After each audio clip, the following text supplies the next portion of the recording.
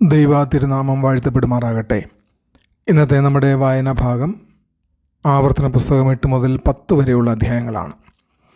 വാഗ്ദത്ത ദേശത്തേക്ക് പ്രവേശിക്കുന്നതിന് മുൻപ് മോശ ഇസ്രായേലിനോട് നടത്തിയ അവസാന പ്രഭാഷണത്തിലെ പ്രധാന ഭാഗമാണ് ആവർത്തനം 8 മുതൽ 10 വരെയുള്ള അധ്യായങ്ങൾ.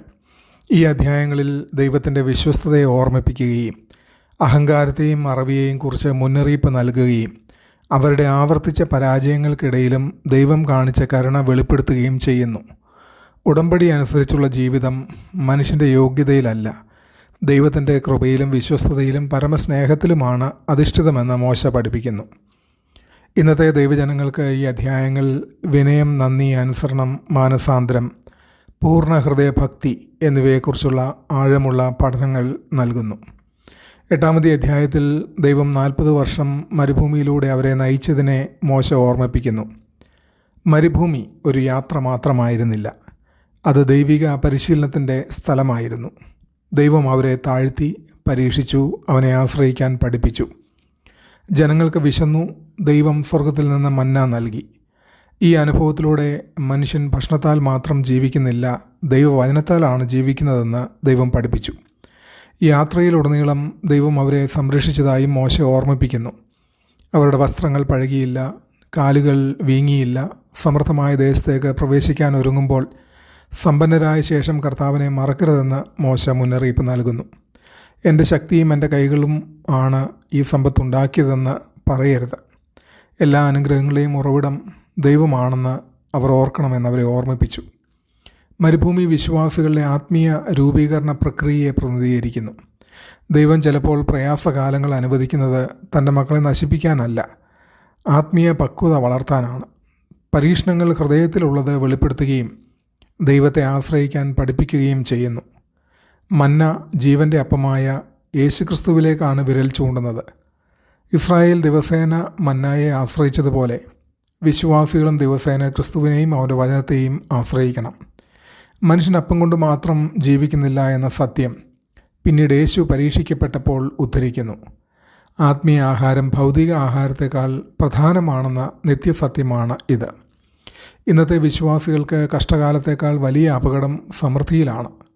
കഷ്ടകാലത്ത് ആളുകൾ തീക്ഷ്ണമായി പ്രാർത്ഥിക്കും, വിജയകാലത്ത് അവർ സ്വയം പര്യാപ്തരും ആത്മീയമായി അശ്രദ്ധരുമാകാം. ഈ അധ്യായം നമ്മെ ഓർമ്മിപ്പിക്കുന്നത് കഴിഞ്ഞ പോരാട്ടങ്ങളിലെ ദൈവത്തിൻ്റെ വിശ്വസ്തത ഓർക്കുക. വിജയകാലത്ത് വിനയമുള്ളവരായിരിക്കുക. എല്ലാ അനുഗ്രഹങ്ങളുടെയും ഉറവിടം ദൈവമാണെന്ന് അംഗീകരിക്കുക. ദൈവവചനത്തെ ദിവസേന ആശ്രയിക്കുക. സമൃദ്ധി അഹങ്കാരം വളർത്താതെ നന്ദി വർദ്ധിപ്പിക്കണം. 9-ാമത്തെ അധ്യായത്തിൽ കനാൻ കീഴടക്കാൻ ഒരുങ്ങുമ്പോൾ ഇസ്രായേലിനുണ്ടാകാവുന്ന ഒരു തെറ്റിദ്ധാരണയെ മോശ തിരുത്തുന്നു. തങ്ങളുടെ നീതി കൊണ്ടാണ് ദൈവം ദേശം നൽകുന്നതെന്ന് അവർ കരുതാം. എന്നാൽ മോശ ആ ചിന്തയെ അതിശക്തമായി നിഷേധിക്കുന്നു. ഇസ്രായേലിൻ്റെ നീതി കൊണ്ടല്ല, ദൈവത്തിൻ്റെ ഉടമ്പടി വാഗ്ദാനങ്ങളാലും കനാന്യരുടെ ദുഷ്ടതയാലുമാണ് ദേശം ലഭിക്കുന്നത്. ഇതിന് തെളിവായി സീനായി മലയിൽ സംഭവിച്ച സ്വർണ്ണക്കാളക്കുട്ടിയുടെ സംഭവത്തെ മോശ ഓർമ്മിപ്പിക്കുന്നു. ന്യായപ്രമാണം സ്വീകരിക്കുന്ന സമയത്ത് ജനങ്ങൾ വിഗ്രഹാരാധനയിൽ വീണു. അവരുടെ പാപം അത്ര ഗുരുതരമായിരുന്നു. ദൈവത്തിൻ്റെ ന്യായവിധി അടുത്തിരുന്നു. എന്നാൽ മോശ അവർക്ക് വേണ്ടി മധ്യസ്ഥനായി കരുണയ്ക്ക് അപേക്ഷിച്ചു. ഈ അധ്യായം കൃപയുടെ ഉപദേശത്തെ ശക്തമായി അവതരിപ്പിക്കുന്നു. മനുഷ്യന് സ്വന്തം നീതി കൊണ്ട് ദൈവകൃപ സമ്പാദിക്കാനാവില്ല. ദൈവാനുഗ്രഹങ്ങൾ അവൻ്റെ കരുണയുടെയും വിശ്വസ്തതയുടെയും ഫലമാണ്. മോശ ജനങ്ങൾക്കും ദൈവത്തിനുമിടയിൽ നിന്ന് മധ്യസ്ഥനായി പ്രവർത്തിച്ചു. ഈ നിലയിൽ അവൻ പാപികൾക്കായി മധ്യസ്ഥത വഹിക്കുന്ന യേശുക്രിസ്തുവിൻ്റെ മുൻനിഴലുമാണ്. വിശ്വാസികൾ ആത്മീയ അഹങ്കാരത്തിനെതിരെ ജാഗ്രത പാലിക്കണമെന്ന് ഇത് നമ്മെ ഓർമ്മിപ്പിക്കുന്നു. നാം നല്ലവരായതുകൊണ്ടാണ് ദൈവം അനുഗ്രഹിക്കുന്നതെന്ന് നാം ചിലപ്പോൾ കരുതാം. എന്നാൽ എല്ലാ അനുഗ്രഹങ്ങളും കൃപയുടെ ദാനങ്ങളാണ്. 10-ാമത്തെ അധ്യായത്തിൽ ഇസ്രായേലിൻ്റെ പാപം വിവരിച്ച ശേഷം മോശ ദൈവത്തിൻ്റെ കരുണയെക്കുറിച്ച് പറയുന്നു. തകർന്നുപോയ ശിലാഫലകങ്ങൾക്ക് പകരം പുതിയ ഫലകങ്ങൾ തയ്യാറാക്കാൻ ദൈവം മോശയോട് കൽപ്പിക്കുന്നു. ഇത് ഉടമ്പടിയുടെ പുനഃസ്ഥാപനത്തെ സൂചിപ്പിക്കുന്നു. പരാജയപ്പെട്ട ജനങ്ങളുമായുള്ള ബന്ധം ദൈവം പുതുക്കുന്നു.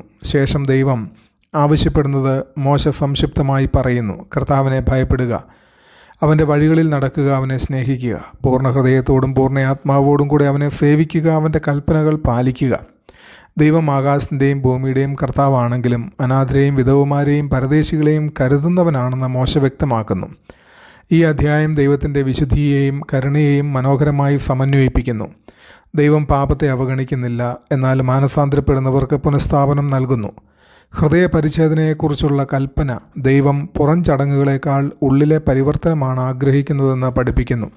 സഭയിൽ പങ്കെടുക്കൽ, ആചാരങ്ങൾ, ബാഹ്യ ധാർമ്മികത എന്നിവയേക്കാൾ ദൈവം ഹൃദയത്തിൻ്റെ സമർപ്പണമാണ് അന്വേഷിക്കുന്നത്. ഈ അധ്യായം നമ്മെ വെല്ലുവിളിക്കുന്നത് ദൈവത്തെ പൂർണ്ണ ഹൃദയത്തോടെ സ്നേഹിക്കുവാനും ആവശ്യമുള്ളവരോട് കരുണ കാണിക്കുവാനും യഥാർത്ഥ ഹൃദയപരിവർത്തനം അന്വേഷിക്കുവാനായിട്ടും ദൈനംദിന ജീവിതത്തിൽ ദൈവത്തിൻ്റെ സ്വഭാവം പ്രതിഫലിപ്പിക്കുവാൻ വേണ്ടിയുമാണ്. മാറിയ ഹൃദയം മാറിയ പ്രവൃത്തികൾ ഉളവാക്കുന്നുവെന്ന് വെളിപ്പെടുത്തുന്നു.